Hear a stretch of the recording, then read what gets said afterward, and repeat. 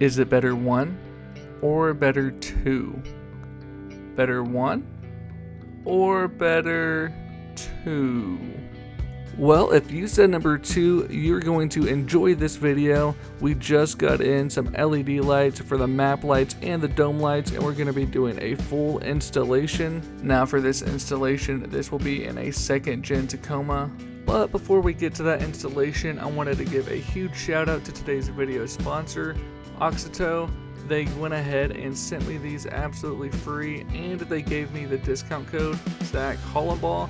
You use this code at checkout and you'll get 15% off your entire order. And you can find that code and the link to the website in the description below. Now the only tool you'll need for this is some sort of prying tool. You can see we're using a flathead here. We unpackaged the lights, and you can see here the ones that look a little bit like they have a thumb drive at the end.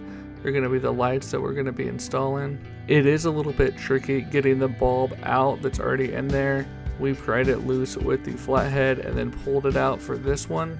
And you can see here there's this bulb that came OEM, and here is the LED replacement, and we're literally just going to push this straight into place. And then before we go ahead and put that lens cover back, we're going to test it, make sure everything's working. Looks like everything's working there. And then we're going to pop back in the lens cover. And before we throw in the other one, I wanted to show you what it would look like, just a side-by-side comparison. It is crazy how much light these produce. Now, when you're prying these off, you're going to want to start on the inside. There's going to be a little bit of a lip that you're going to be able to catch.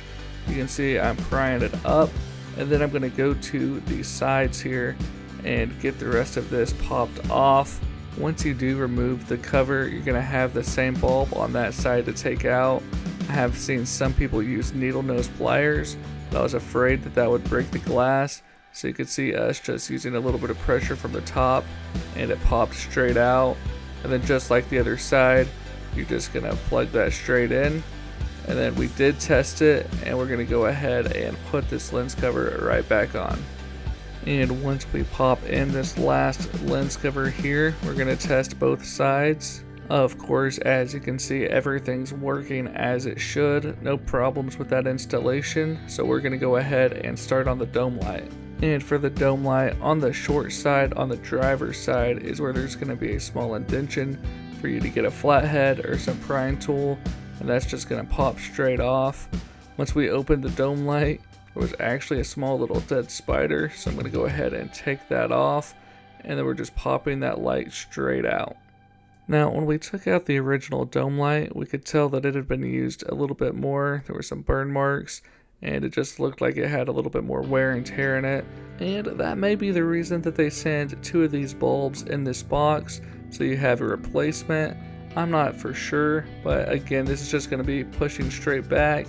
You're going to want to test it before you put the cover back on, and then that cover is just going to pop straight back on.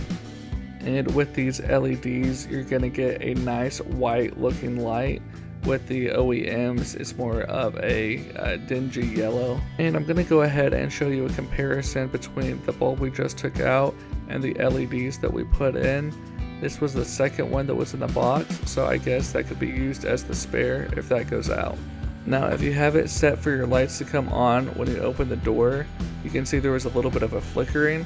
That's it trying to do a fade in, and then once you close the door, after a while, it's going to do a little bit of a flicker to fade out. So if you install these and you see a little bit of flickering when you open the door, that's nothing to worry about. That's just how it's programmed. Now, I knew that LEDs, of course, were going to give me more light in the cab, but I didn't expect it to be this big of a difference. For how cheap and quick this modification is, I think everyone can and should do it. And if you wanted to use AUXITO, I have the link to their website in the description below, and I'll also have the code Zach Hollenball in the description below as well. If you use that code, you will get 15% off the entire purchase. And for people who are new to the channel, I am building a 2014 TRD Tacoma off-road to be more of an overland build. I already have a 6-inch lift that I'm going to be putting on with some new tires and rims. There's also a Lightner bed rack that's going to be going on, and eventually I'm going to get a rooftop tent. I wanted to invite you to watch that process by subscribing to the channel and be sure to like this video. It really does help this channel grow. Of course, if you have any questions, drop those in the comments below. I hope you enjoyed this installation, and I'll see you in the next video.